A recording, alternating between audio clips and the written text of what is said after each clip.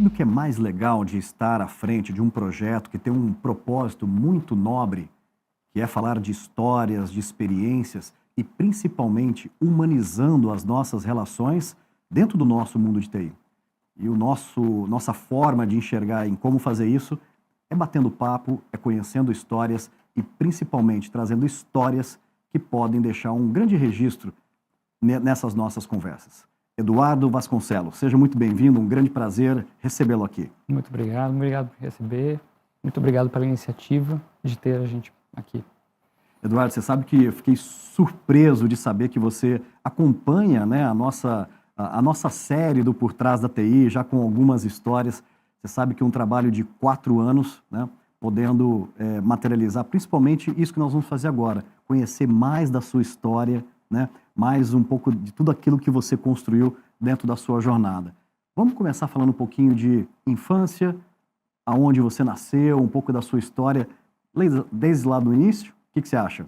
Sem problema. Vamos lá. Bem, eu sou paulistano, do tradicional bairro do Jaçanã, zona norte de São Paulo. Eu venho de uma outra era, de uma era analógica, onde a gente ainda tinha rua de terra, onde a gente ainda brincava na rua, jogava bola, jogava taco, bolinha de gude. Uma era diferente, né? Uma era em que a gente tinha uma visão diferente de mundo. Ao mesmo tempo que a gente tinha mais liberdade, a gente era mais isolado, porque a gente não tinha uma integração tão grande. Mas era uma era muito gostosa. Eu tenho excelentes lembranças dessa época. E você sabe, Eduardo, que é quase que inimaginável imaginar que, ou seja, ainda quando criança, o bairro, a região era possível, né, brincar na rua, aquela coisa de quase interior, né? Ou seja, nos tempos de hoje, impossível, né? Quando a gente fala de São Paulo, você não consegue processar isso. Mas sim, São Paulo já teve um rio Tietê despoluído, São Paulo já teve ruas de terra, São Paulo já teve um lugar muito bom para se viver, pelo menos para quem gosta de calma e sossego. Então, eu tenho boas recordações desse tempo. É um tempo, né, Eduardo, que quando a gente lembra, o acesso que a gente tinha às tecnologias da época eram os rádios, as TVs, né, os brinquedinhos, né? Você é uma pessoa curiosa, aquela coisa de desmontar, montar, querer saber o que tem por dentro. Você tem um pouco desse lado mais... Eu nunca gostei muito de hardware, o meu sempre foi software. Software, né? Então, eu era a criança que programava computadores e a criança que programava videocassete antes disso. Olha, lembra que antigamente a gente tinha que programar o videocassete para gravar? Não é? Uma coisa distante. Mas eu era esse tipo de criança que programava, então eu era o menino da família que ia de casa em casa, eu tenho que programar alguma coisa no videocassete hoje. Por favor, vem aqui programar para mim, porque eu não sei. Aí eram meus tios, né? Então eu morava também, tive uma excelente infância, porque eu morava muito próximo de vários tios. Então eu era aquela pessoa que ficava indo de casa em casa, aprendendo como é que as coisas funcionavam para ajudar eles, porque eles eram bem mais velhos e precisavam de ajuda. Eduardo, você tocou num ponto que eu acho que merece uma explicação para quem está nos assistindo. Programar um videocassete, não é que a gente conectava ali, abria uma suíte do GitHub, não era isso. Eram pequenas teclas que você tinha, rudimentares, para dizer o seguinte: eu vou gravar aquele programa às 11h30 da noite, né? Vou deixar gravando. É isso, né, Eduardo? Você tinha que escolher o horário que começa, o horário que termina. Primeiro você configurava o relógio para o relógio estar sincronizado, tá tudo certo. Qual era o canal da TV que você ia gravar? Exato. Então você tinha que saber todos esses detalhes. Sim, era completamente rudimentar. Você não tinha uma interface gráfica da qual você tinha facilidade, não. Eram botõezinhos e no máximo luzinhas de LED que você via, uma acendia, apagava e pronto, estava configurado. Era o sinal que a gente precisava. Era o sinal, né? Exatamente. Que legal, grande passagem. Eduardo, um dos capítulos aqui da nossa conversa é saber quando que o computador, a primeira vez, né, que você... o seu encontro com o computador, como que foi? O primeiro encontro com o computador, eu sou um fã de cinema, né? Então, desde criança, sempre fui fã de cinema. O primeiro encontro com o computador, tem um filme que eu amo, chama Jogos de Guerra, War Games, de 84, acho. E é onde um hacker quebra o computador, ele invade o computador do governo americano e faz um jogo contra o governo americano que acaba quase declarando uma guerra nuclear. Isso ficou, eu era jovem, né? Quando eu falo era criança, isso ficou na cabeça e Depois, mais tarde, eu comecei a trabalhar cedo, com 15 anos de idade, 14, 15 anos de idade. Eu tive a sorte de trabalhar na Sharp, quando ela ainda existia. Sensacional. E eu tive outra sorte de trabalhar na Sharp, na vice-presidência da Sharp, que foi o primeiro departamento que recebeu computadores naquela época. Então, e os computadores chegaram, só que as pessoas não tinham aquela vontade de mexer com o computador. Então, todo o departamento falava assim, chegou essas caixas aí, a gente não sabe mexer. Você não tem nada para fazer aí, que você é boy, né? Então, brinca aí. E aí eu comecei a brincar com aquilo, e eu montei, e aí eu fui montando, até o ponto de que, como eu consegui colocar a funcionar, me colocaram para fazer um curso, e eu fui progredindo dentro da Sharp. Então foi muito bom. Que bacana, que bela história com o computador, né? Ou seja, ele de fato passou pela sua vida para mudar a sua vida e a forma como você, né, pode contribuir, né, com as empresas, com a nação, com a comunidade como um todo. Sim. Muito legal, bela história. Eduardo, falando um pouco agora de carreira, né? Então, Sharp, primeira experiência ainda jovem, né? Quando a gente fala assim, aos 14, 15, eu comecei a trabalhar, né? Nos tempos de hoje, impossível pensar uma criança começar aos 15 anos, né? Não é nem legal, né? Ou seja, uma coisa ilegal nos tempos de hoje. O que foi essa jornada profissional, né? Ou seja, estudos, faculdade, curso, o início da carreira?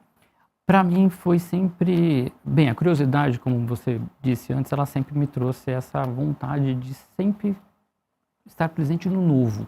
Então, eu sempre queria estar presente no novo. Então, na Sharp me proporcionou tudo que eu precisava para ter com os computadores na minha frente. Depois ela conseguiu me proporcionar um pouco mais, onde eu cresci na minha carreira. E quando eu saí de lá, eu já tinha um embasamento suficiente para pular o estágio e já conseguir um emprego de analista de sistemas. Poxa, fantástico. E aí eu fui dar suporte no sistema de uma clínica de vacinação que tem em São Paulo. E lá eu encontrei um livro de banco de dados. E por acaso me estudei, fiz o meu autodesenvolvimento, aprendi inglês na marra, lendo o livro de banco de dados, e não fui fazer um curso. E desse curso, que a própria clínica me proveu, eu acabei fazendo um curso com uma pessoa que trabalhava numa empresa de tecnologia. Eu entrei nessa empresa de tecnologia depois de um tempo e fiquei 10 anos. Puxa, que experiência bacana! E durante 10 anos eu tive... Foi a primeira... Eu diria que foi o primeiro paradigma. Quando eu entrei nessa empresa, foi o total senso de pertencimento. Eu estou no lugar que eu realmente quero estar. Ao ver a tecnologia, ao ver tudo que tinha lá, eu estou falando de 1996, a internet tinha acabado de ser criada, vamos dizer assim, de entrar como auge, e eu entrei justamente na área de banco de dados para a internet. Então eu tive a felicidade de estar no momento certo, no lugar certo, para conseguir desenvolver. Então, isso foi esse sentimento de pertencimento. Estou no lugar certo, estou fazendo a coisa certa. E aí isso guiou minha carreira daí para frente. Sensacional. Aí já começa a trazer aquela coisa de propósito, né? Ou seja, de fazer muito a diferença aonde você está. E TI nos possibilita muito isso, né? Ou seja, a gente estava falando um pouco no café, né? Ou seja, uma das profissões talvez mais inclusivas que nós temos, né? E depende de você, depende né? Ou seja, da sua dedicação, do trabalho. Muito legal. Um ponto importante que a gente sempre coloca aqui, que uma carreira profissional, seja ela executiva, como empreendedor, uma carreira profissional, ela é feita de altos e baixos. A gente não vive só das glórias, né? Sim, mas sim de grandes desafios.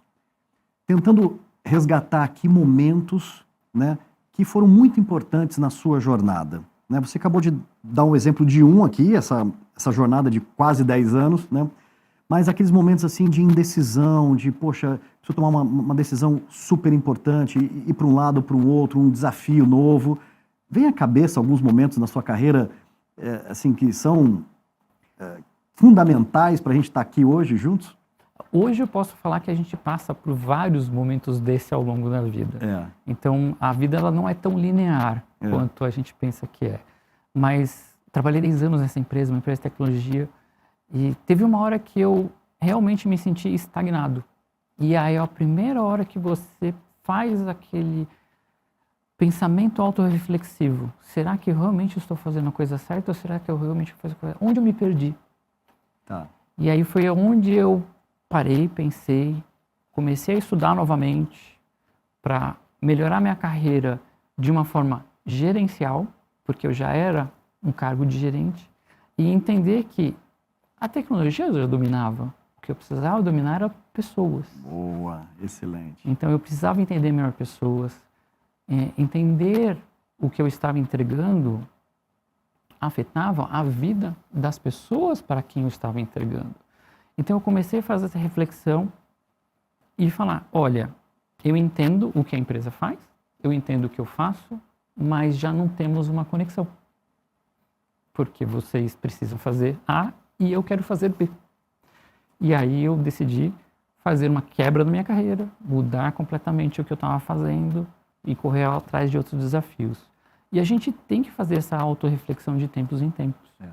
Porque é aí que a gente consegue ver aonde nós estamos nesse círculo todo que a gente tem como vida, de entender onde você está, onde você quer ir, para onde você vai e qual o propósito do que você está alcançando. Então, mas o propósito tem que estar dentro, não em volta. Perfeito. Ou seja, grande visão. Você sabe, Eduardo, que nós somos muito cobrados, né, como líderes, né, de tecnologia, apaixonados como somos por tecnologia, mas ter essa mesma paixão e habilidade que nós temos com tecnologia também com as pessoas. Sim. Você acabou de dar uma grande demonstração, né, desse propósito super importante na sua carreira. Eduardo, uma outra coisa que sempre a gente produz aqui é esse fascinante mundo de cibersegurança, né? Então, somos gestores, né, líderes, temos essa responsabilidade com pessoas, mas a gente sabe que o momento de cibersegurança hoje no mundo, né, é um tema de grande oportunidade. E eu queria trabalhar 2 pontos com você. Primeiro ponto, a importância de formarmos uma geração, né, que vai nos ajudar nessa jornada da construção da história de cibersegurança no mundo, né? E depois eu queria abordar um ponto mais voltado à importância de nós levarmos para o board da companhia bons diálogos sobre risco, continuidade de negócio, ou seja, dialogarmos numa visão de negócio com o board sobre cibersegurança. Mas queria começar nessa questão de formação de talentos. Qual é a sua visão, Eduardo? Hoje eu acho que acredito que, principalmente na área de cibersegurança, nós temos uma área muito diversa. Nós temos muita especialidade. Então, você acaba criando um pouco de confusão para a juventude que está vindo, né? Eu quero trabalhar com cibersegurança, mas você tem tantas especializações que eles acabam se perdendo, né, nessas milhares de especializações que eles têm. Ao mesmo tempo que é fascinante, é angustiante. E aí você começa com estresse antes mesmo de você atingir a maturidade.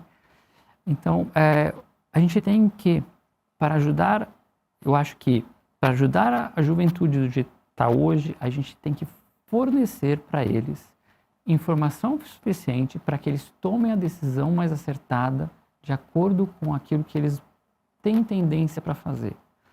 Então, um jovem hoje, ele não tem que sair procurando aquilo que está como top no mercado.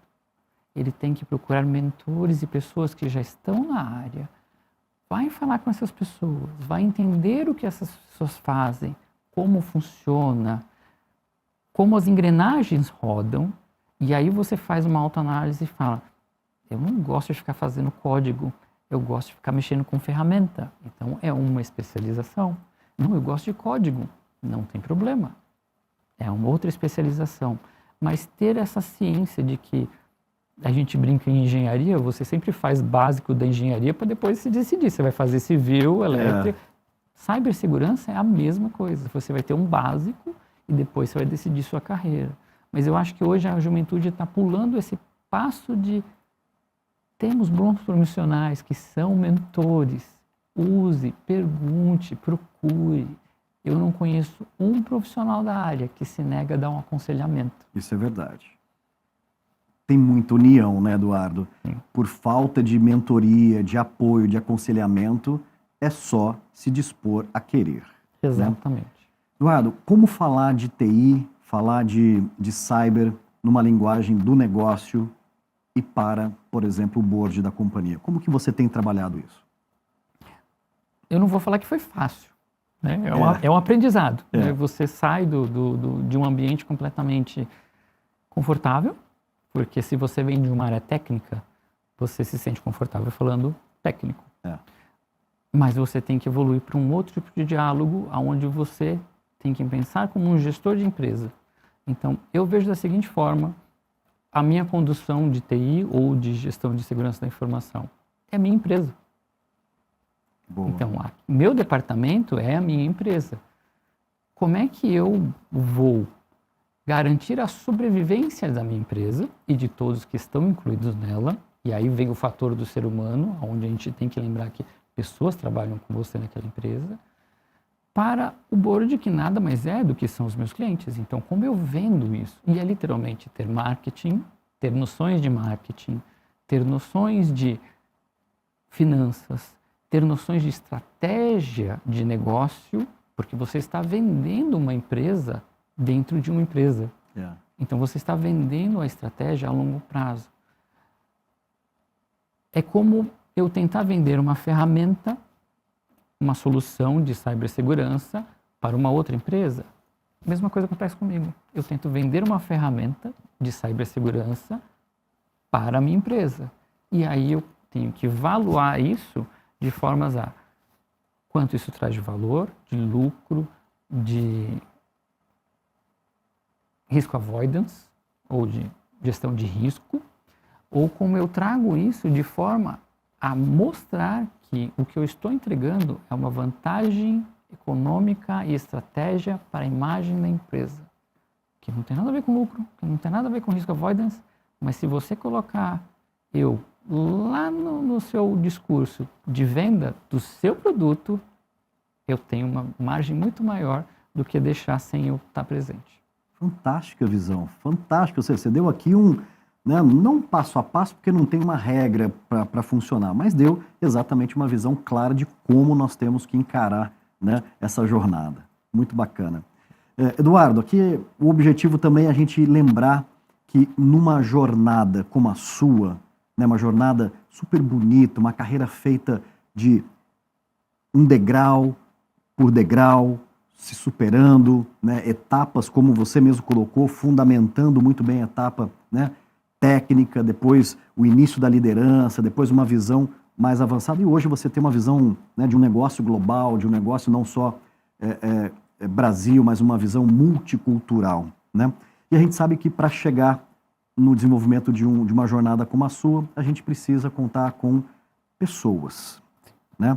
Hoje nós somos inspiração para alguém, né? E quem foram aquelas pessoas que nos inspiraram, que nos ajudaram, né? Que pegaram na nossa mão nos momentos mais difíceis, né? E aqui eu estou falando desde família, pessoas da jornada do caminho, amigos. Queria abrir esse espaço para a gente falar de pessoas.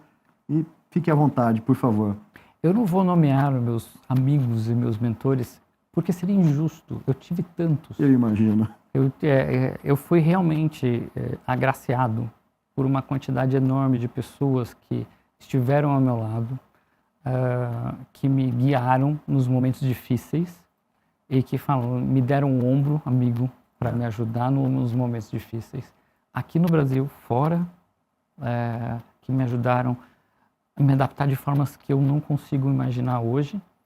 Então, fica muito difícil de eu falar, mas sim, eu tive pelo menos 4 grandes mentores que pegaram na minha mão e falaram, sim, vai ter hora que vai doer, sim, vai ter hora que você vai duvidar de você mesmo, mas a gente tem que levantar a cabeça e ir para cima, porque a gente vai vencer.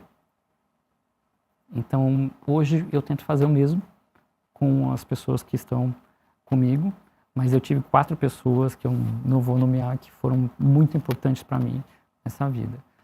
Mas os mais importantes São os meus familiares. É a minha esposa, a minha filha, que me suportam nos momentos em que eu preciso, que eu estou... a gente querendo ou não, nosso humor varia.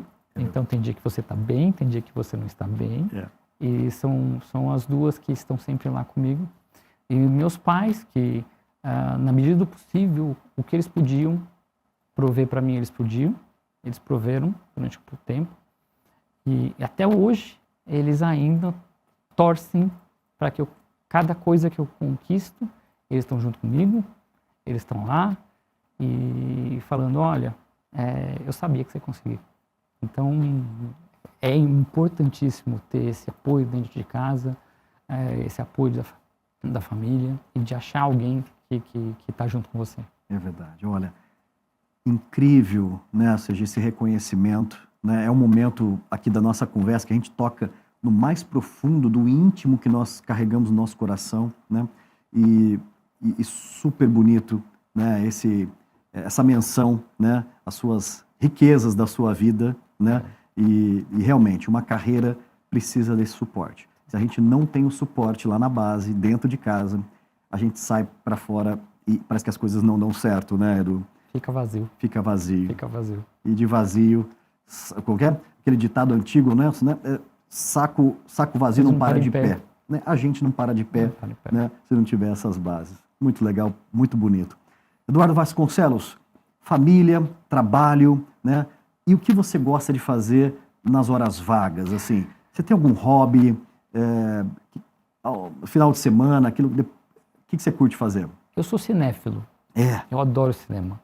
Então, a minha esposa já até desistiu. Ela fala assim, você vai no cinema? Quando eu estou estressado, eu vou ao cinema, mesmo que seja sozinho. Olha que legal. Sério, você vai ao cinema sozinho? Eu vou ao cinema. Então, ela fala, não, às vezes eu estou estressado no meio da tarde, né, acontece alguma coisa imprevista, você fica estressado. Eu literalmente pego a chave do carro e falo, você vai no cinema? Eu falei, vou. Porque ela vê pela minha cara que eu estou estressado, então eu vou pro cinema. Que legal. Então eu sou Diferente. Eu assisto filme, eu gosto de séries, eu curto séries, então eu gosto muito. E eu uso muito daquilo que eu assisto para compreender seres humanos. Então, o cinema, séries, eles são nada mais são do que o espelho da nossa sociedade. E eu gosto muito de ficção científica. Então eu gosto muito da ficção científica porque a ficção científica é uma tentativa de enxergar um futuro baseado no espelho da sociedade que você tem hoje. Então, eu tento fazer esse viés filosófico toda vez que eu vou no cinema. Eu vou no cinema para curtir, para relaxar, mas também para aprender. Que fantástico. Muito diferente, viu, Eduardo? Olha, eu confesso a você, são 350 conversas como essa e me surpreendi aqui com, né, o cinema sendo seu escape aí para poder, né, voltar na modulação correta. Isso ajuda com exercício, claro. Eu gosto de fazer meu exercício, eu gosto de fazer minhas corridas, mas o cinema é a minha chave, vamos dizer assim, primordial para ter minha saúde mental sã. Que bacana, que legal. Eduardo, para a gente fechar essa conversa maravilhosa, ficaria aqui um bom tempo batendo um grande papo contigo, fazendo várias perguntas, né, de detalhes aí dessa jornada, olhando um pouquinho daqui para frente, né? Ou seja, carreira em tecnologia, inteligência artificial chegando, né? O mundo ainda questionando um pouco, né, o que é essa onda, vai tirar trabalho, não vai tirar trabalho. Eu te faço essa pergunta porque você tem uma visão global, você se relaciona muito globalmente, né, até pela sua posição e experiência. E eu queria fechar um pouco nisso. O que você tem visto, a importância de IA, um pouco de visão futura de cyber, de TI? Queria pegar um pouquinho dessa experiência sua. Eu vejo a inteligência artificial como uma quebra de paradigma, né? Todos falam que a internet foi uma quebra de paradigma, a inteligência artificial vai ser outra. Mas eu vejo da seguinte forma, eu acho que a inteligência artificial vai vir, ela não veio ainda, ela vai vir com sua totalidade para agregar valor e nos tornarmos mais produtivos. ela não vai tirar o trabalho de ninguém. Ela vai tirar a execução rotineira de algumas funções. Mas se essas pessoas, se a gente fizer um trabalho muito bem baseado e muito bem organizado, a gente realoca essas pessoas para fazerem outras coisas produtivas e criativas que a inteligência artificial não consegue fazer. Eu passei por uma visita a uma fábrica onde o trabalho de uso de inteligência artificial para a automação da fábrica foi muito bem feito, sem perder uma pessoa, porque o trabalho humano de você educar as pessoas que foram retiradas do chão de fábrica para fazer outra função foi muito bem feito. Então, a inteligência artificial é necessária, mas o ser humano tem um papel muito grande nisso.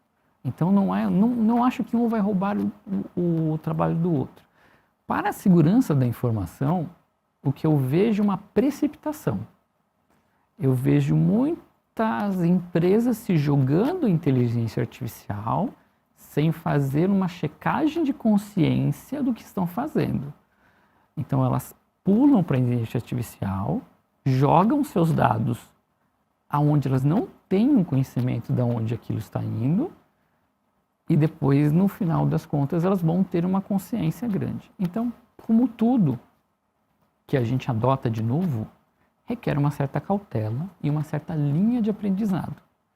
Então, eu acho que assim, as empresas têm sim que adotar a inteligência artificial da forma mais rápida possível, mas com uma curva de aprendizado onde você foque recursos para obter melhor dessa tecnologia. É necessário com cautela. É isso aí. Tá aí, Eduardo Vasconcelos deixando uma grande mensagem nessa conversa. Falamos de história de infância, falamos de carreira, falamos como, né, o computador chegou na vida do Eduardo e finalizando aqui um momento importante, reconhecendo família e deixando uma mensagem para os jovens e uma visão de futuro também. Eduardo, grande contribuição, você está deixando aqui uma grande semente, uma semente muito próspera, né, para que essa nossa conversa possa chegar no coração, né, dos jovens que estão buscando e que eles possam se inspirar na sua história, né, que é uma história, sem dúvida alguma, muito exemplar. Obrigado pela sua oportunidade. Se eu posso deixar uma frase para esses jovens. Por favor. Lembrem de uma coisa, o mundo precisa de líderes e não de heróis. A gente precisa de gente que guie e não que dite o que tem que ser feito. Linda mensagem. E com essa mensagem que nós finalizamos esse grande bate-papo com o Eduardo Vasconcelos. Meu muito obrigado. Muito obrigado. Obrigado por estar aqui. Valeu. Aê! Show!